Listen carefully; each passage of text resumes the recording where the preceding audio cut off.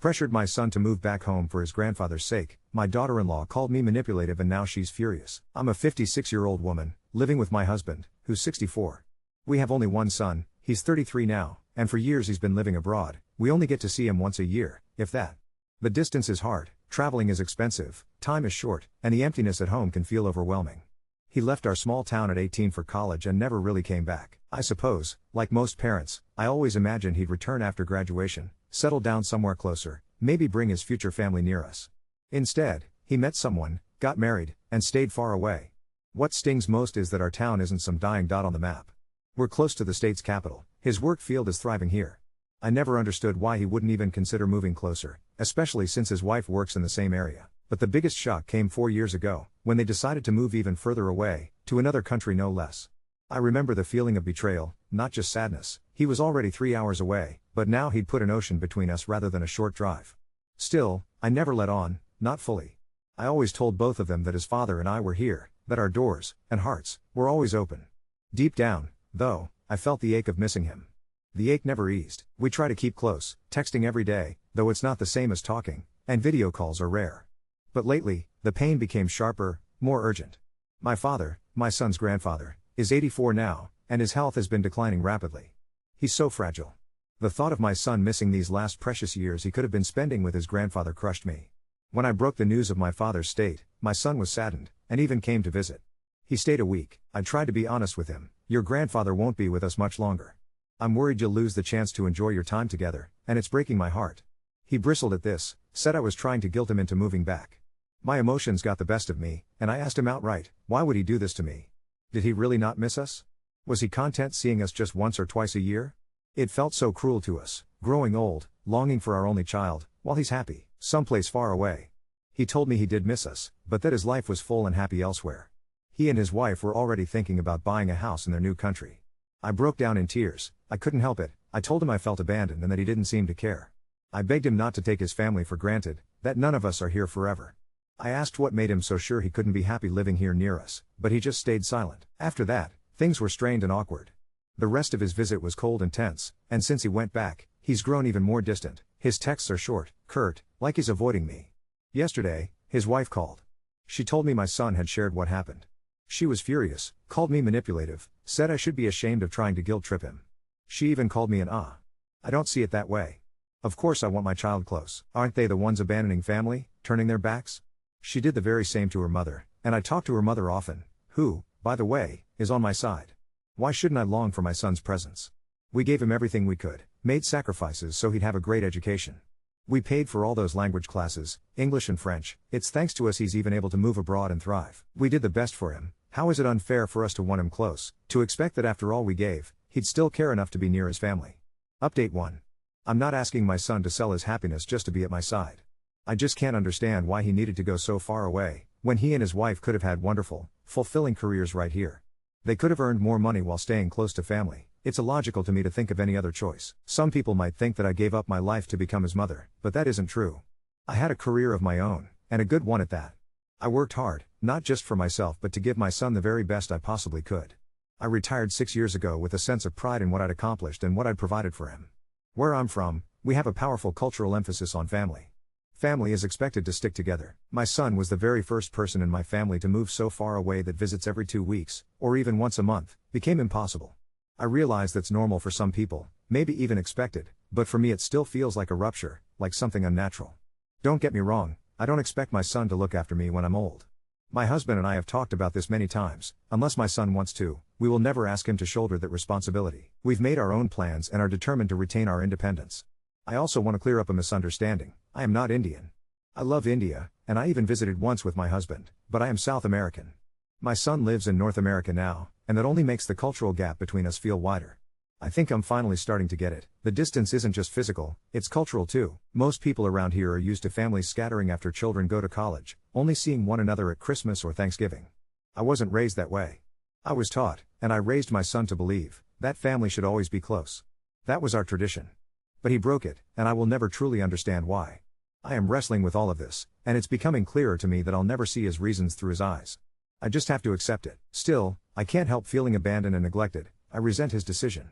I think he's ungrateful, and I find myself considering changes to our will. He's chosen a new culture, adopted a new way of living, and I can't change him back. So I have to take the reality for what it is, judgment from others and all.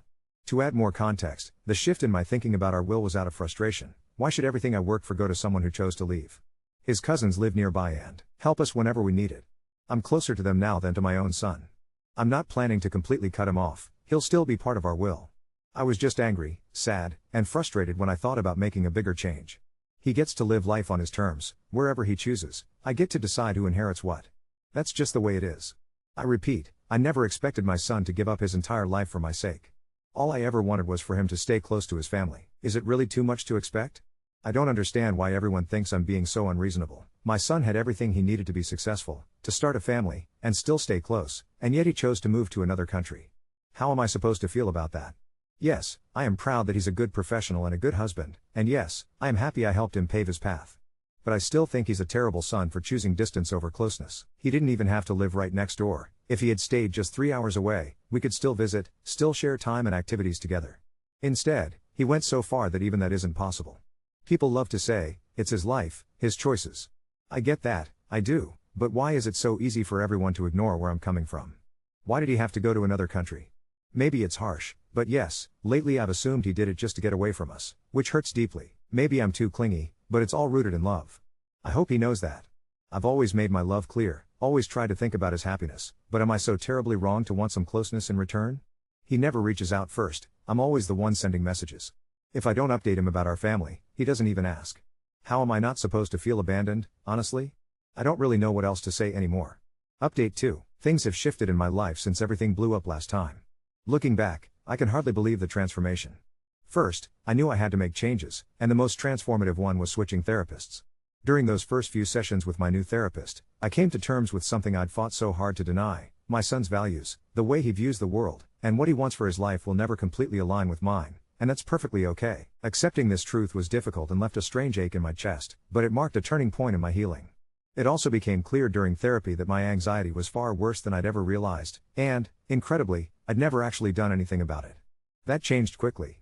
I began medication, and after a few months, the difference was incredible. I was no longer tangled up with worry over my son living far away.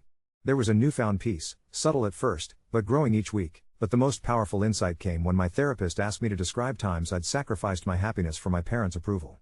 One moment sprang to mind so vividly it was like it had happened yesterday. When my husband and I married, I desperately wanted a cat.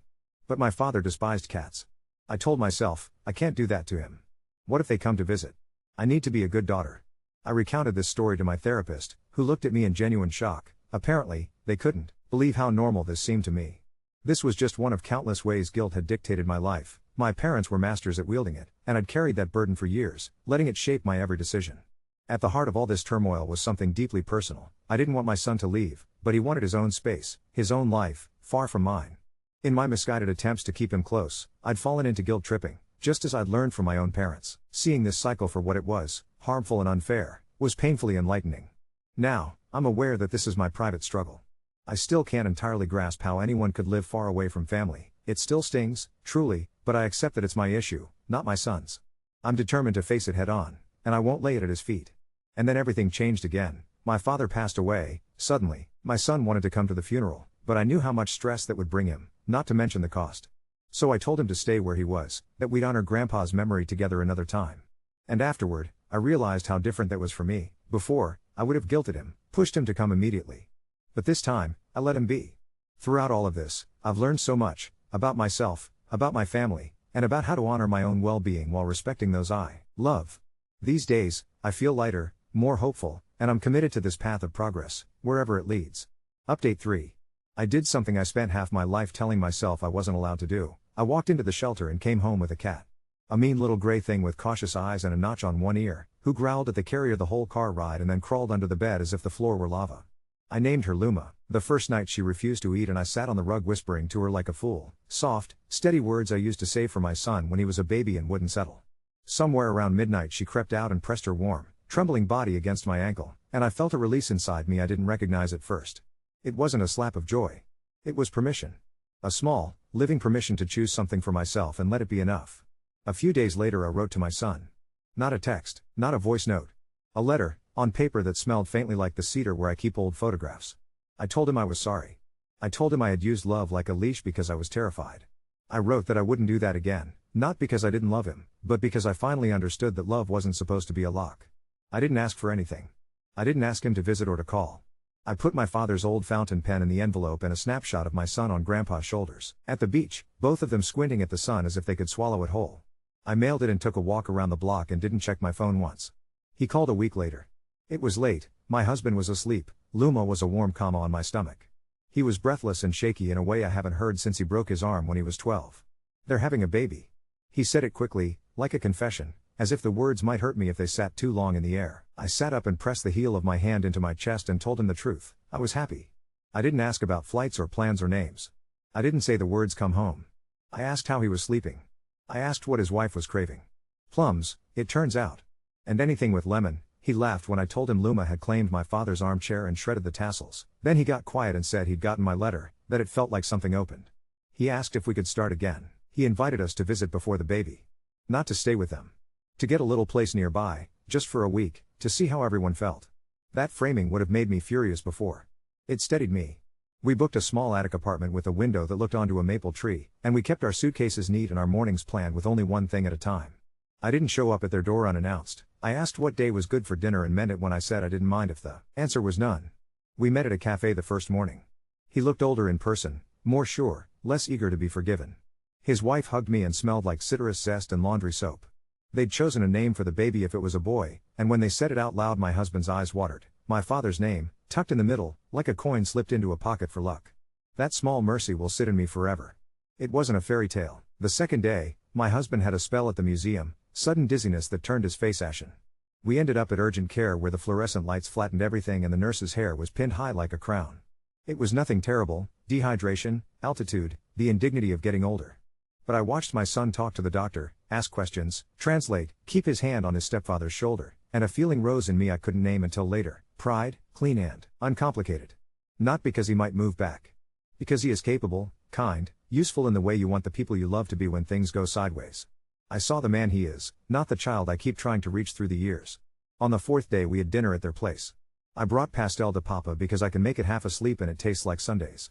I wanted to fuss over the baby clothes stacked in the corner, the tiny socks like doll hands. Instead, I asked where the plates were and let my son's wife sit with her feet up while I peeled potatoes at their counter, and we talked about books, and she told me her mother might visit the same month as the birth.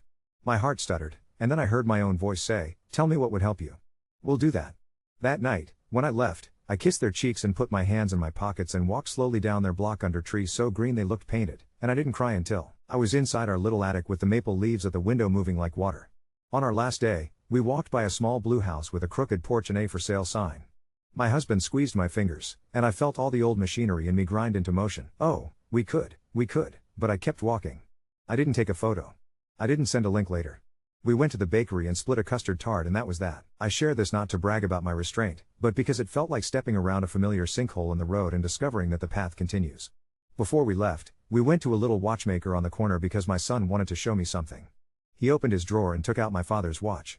He had gotten it cleaned and sized, nothing fancy, just enough to make it tick again. The jeweler was a quiet man with a magnifying glass eye who hummed under his breath while he worked. When my son slid the watch onto his wrist, it fit. He said, "I'll wear it when the baby's born," and I had to look away for a moment, at the tiny screws winking in a tray like silver seeds, to keep from sobbing.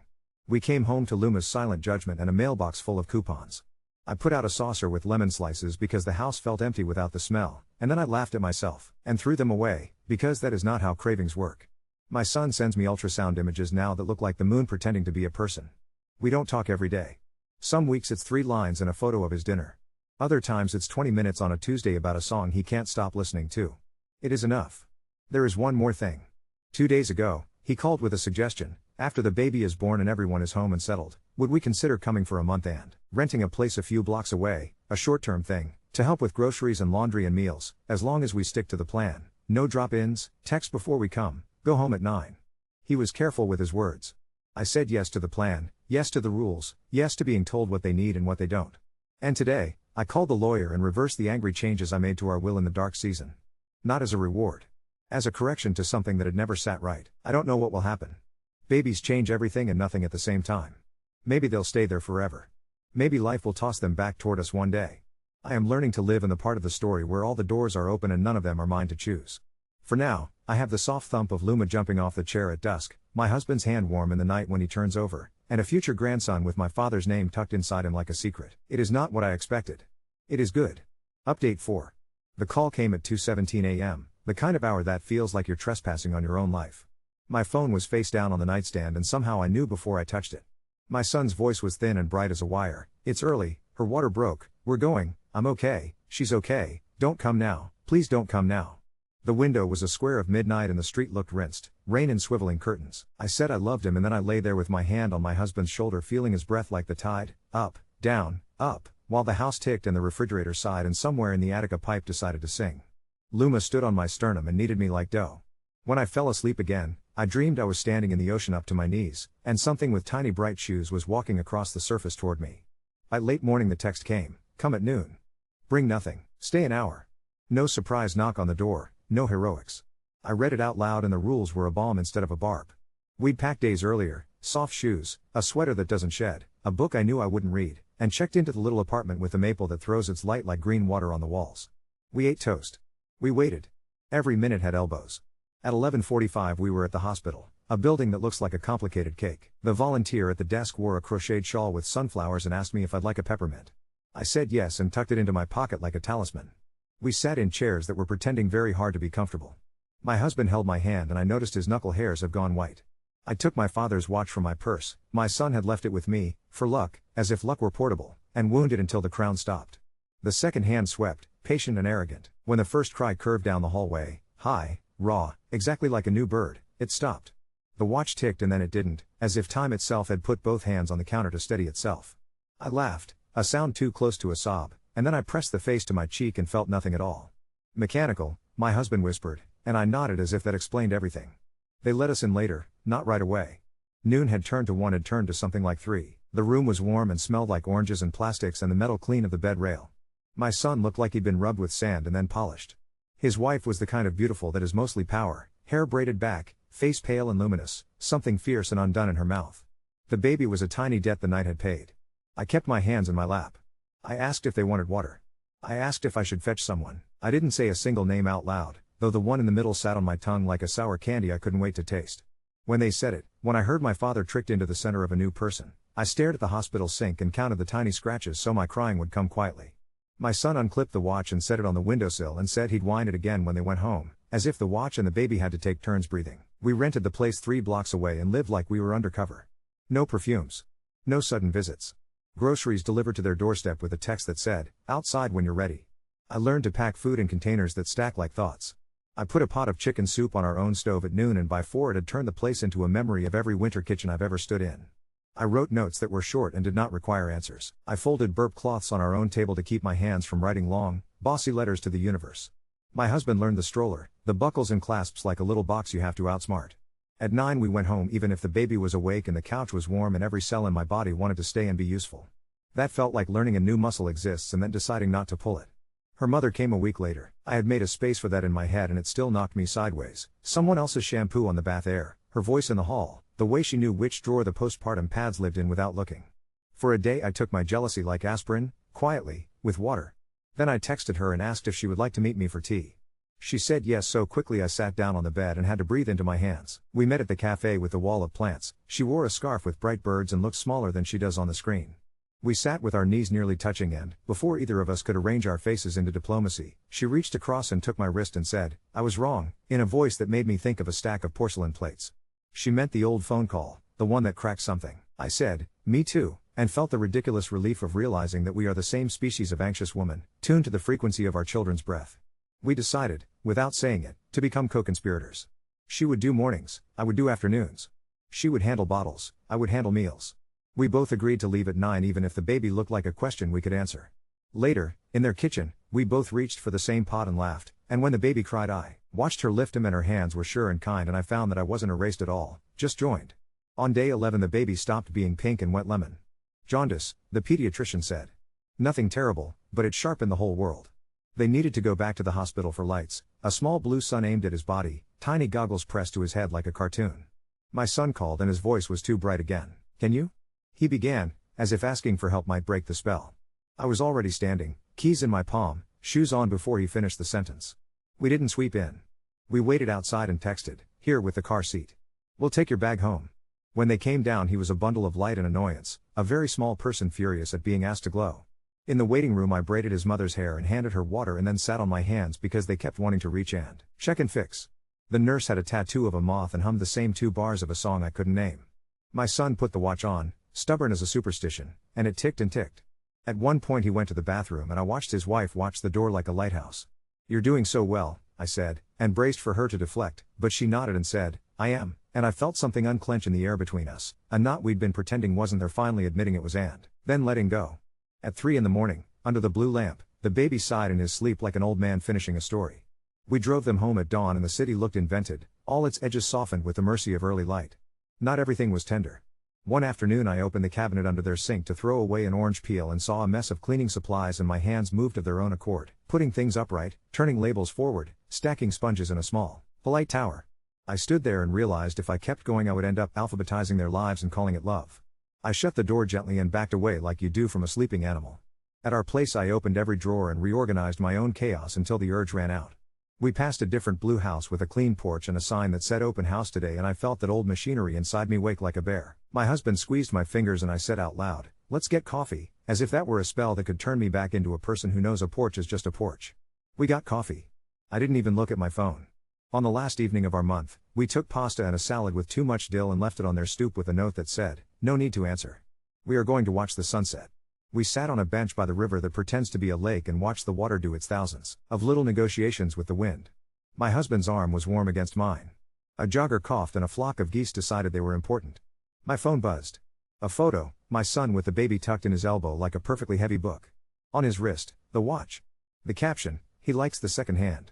I imagine that tiny face following the sweep, learning already that time is just a circle you stare at until it feels like a line. We flew home the next day to a house that had held its breath without us. Luma had worked a hole into the arm of my father's chair with the dedication of someone tunneling for freedom.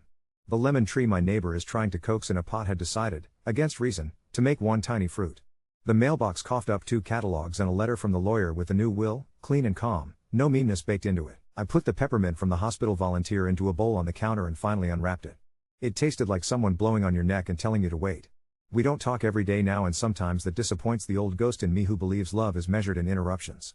Then a voice message arrives with baby noises that sound like an argument with a very small god, or a picture of a laundry line strung with white rectangles like surrender flags, and it's more than enough. When the baby turned 1 month, we set the watch on the table and my husband wounded. It ticked in the kitchen like a cricket. I played the song I used to sing to my son when he couldn't sleep, "Lo, a river moving past rocks," and Luma flicked her ear and pretended not to listen, which is her way of listening. There is no neat lesson here except that I keep finding rooms in the house of myself that I didn't know I had. Some have locked doors, some have windows you have to stand on a chair to see out of. Some are just closets full of old habits with brittle hangers. But there is one room now with a cradle in it, empty most of the time, and sometimes the sun falls through the blinds in stripes that look like a barcode across the floor, and I can scan it and it says, yours, yours, yours, not the people, not their choices, but the way your heart can learn a new shape and hold. Update 5. The email subject line was so blunt it felt like a joke. Appointment confirmed. Consulate, 10:10 a.m., bring originals. I stood in our kitchen with my father's watch ticking on the counter and read it twice, as if the words might rearrange into something else, a recipe, a warning, a hymn. We flew in the night before and slept in the maple attic where the leaves smear the walls with late green light when the sun is in a forgiving mood. At the consulate the air had that peculiar mix of paper and window cleaner that always makes me feel like a teenager in a school office, waiting to be told what I've done. The security guard's tie had tiny anchors embroidered on it. A television muttered in a language my son understands now more easily than the one I taught him. Babies make a lot of noise even when they aren't crying. They squeak and grunt and announce their existence like a small theater troupe. My grandson tried out his vowels on the ceiling tiles and I put a peppermint in my pocket for luck. A clerk behind glass took numbers and gave them back as if they were fortunes. When our turn came, my son slid forward with a folder that had tabs like a careful mouth: passport, birth certificate, translations. The woman at the desk had nails the color of new cherries. She asked questions like she was taking attendance at the beginning of a storm. Mother's full name? Father's? Intended. Surnames? My son looked at his wife and then at me and then at the form. He said both. Not hyphenated. A space, my family and her standing shoulder to shoulder inside a single tiny rectangle. I did not know that I would cry at a space on a government form, but there I was, my throat tightening like a drawstring. The clerk didn't blink, she stamped. The sound was authoritative and weirdly tender, like a hand on a book to stop a page from turning too fast. My son wore the watch. The clerk glanced at it and said, "Benito," without looking up.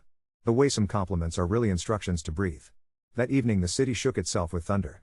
Heat had been gathering all day, down between the buildings like a dare, and then suddenly the air decided to invent water. At 2:30 a.m. my phone lit the dark like a ship's lamp. "Can you come?" my son whispered, the words stumbling over each other like puppies.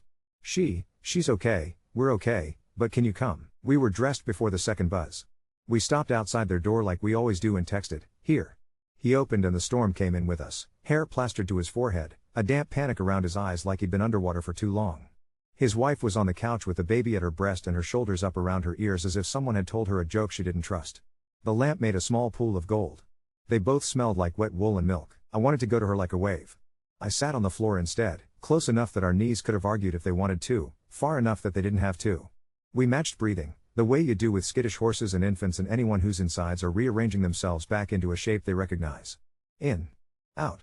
The baby hiccuped. The storm ran down the windows and tried every lock. After a while her shoulders fell, just a little, like a sentence deciding to be declarative instead of a question. "It felt like the room was too small to be alive in," she said, not looking at me. "It happens," I said, "because it does, and because naming a thing shrinks it, a little." I did not tell a story. I did not offer a fix. I handed her the peppermint from the consulate because my hands needed to pretend they were useful. She laughed and said, "My grandmother always had those," and let it melt against her tongue. We made a code, without making a code, without writing anything down, for nights like this, a word she could text that only meant what it meant, no drama hidden in the margins. We left when the baby sighed and the lamp turned the room into a painting. At 9 in the morning I went to the library and filled out a volunteer form like I was applying to enter a gentler country. Tuesday afternoon Spanish story time, infants and their keepers, plastic maracas, the smell of graham crackers that have fought bravely and lost. The woman in charge wore a lanyard that said books are my love language and hair that was the color of a good walnut. She gave me a stack of board books, their corners chewed into soft moons, and a song list someone had typed out and decorated with a clip-art guitar. I am 56 and I was more nervous than I was on my first day at my first job. When I read, the baby stared with the solemn judgment of magistrates. Some slapped the carpet with their palms like drummers practicing restraint. A boy with a cowlick laughed so hard at Pio Pio Pio that he had to take a break. Halfway through, they came. My son and his wife sat at the back and did not wave at me, and I did not look over my shoulder again because if I did I would turn the whole thing into a performance, and I wanted it to be what it was: a room, a story, a language that had lived in my mouth before it lived in theirs. When I got to the part where the chickens go to sleep, I looked at my watch to slow myself down. My grandson watched the second hand like it was a tiny fish. After, my son kissed my forehead the way he used to when he was trying to be taller than he was. "We didn't want to interrupt," he said, and there was a pride in his voice that set up camp in my ribs and is still there. Back home, my neighbor texted me a photo of Luma with a ribbon around her neck like a winner at a fair. Luma had slipped out through some secret dimension in the screen door and spent 24 hours touring the bushes like a foreign dignitary. She returned carrying her opinion like a briefcase. The ribbon was blue, which felt heavy-handed and hilarious. I took it off and told her she could keep the attitude. Weeks caved in on each other and then suddenly it was time to bring the baby to my father's grave. We didn't plan a ceremony. We put on shoes that could handle grass and packed a thermos of coffee and tissues neither of us would admit to carrying. The cemetery has always looked to me like a collection of foreheads.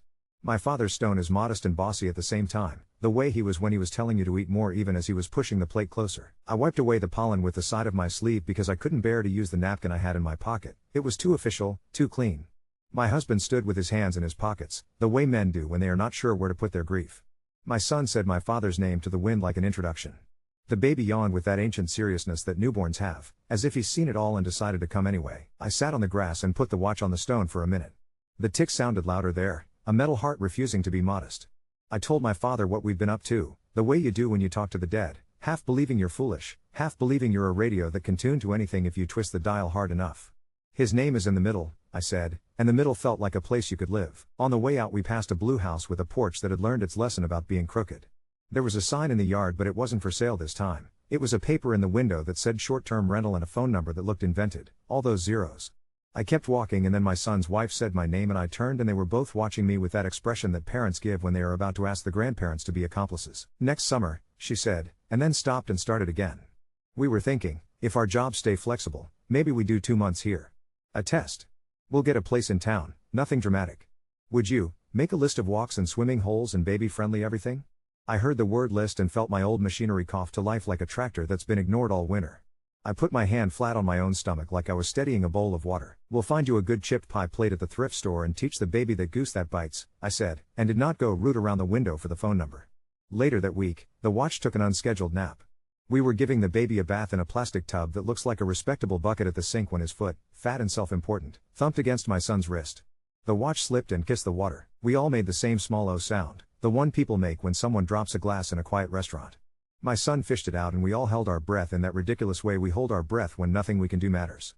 He popped the back like he's learned to do and shook it like a toy. The second hand stuttered, brave and indignant, and then gave up. The kitchen made its own noises. The baby thrashed his legs and slapped the water as if he was having an argument with Poseidon. "We'll take it to the man with the humming," my son said, meaning the watchmaker, and I believed him with the force of a superstition. We did. The jeweler hummed and peered at it with his magnifying glass eye and said, "It wants to stop more now." He said it with such affection that I wanted to take the watch home and put it to bed like a tired child. "That's all right," I said. "So do we." The other grandmother and I are working a small heist together now. We have a shared note on our phones that contains nothing but soups and times we can be spared and links to gently used baby things and a rotating list of this week. This is how you can love them without making a mess.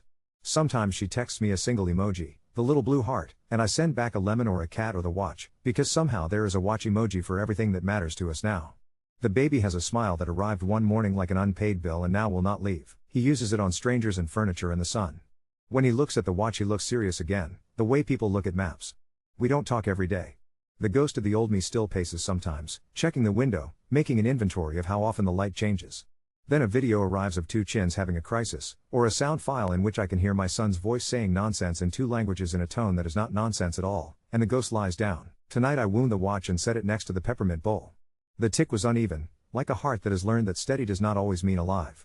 Luma slept on my father's chair with her face in her paws like she was hiding from a joke she'd seen coming from 3 rooms away. I stood in the kitchen and realized the house inside me has acquired a new door. It doesn't lead to a porch or a hallway or even outside. It opens onto a small strip of light that looks like water and sounds like breathing, and when I step into it my feet are wet, and the room behind me does not close.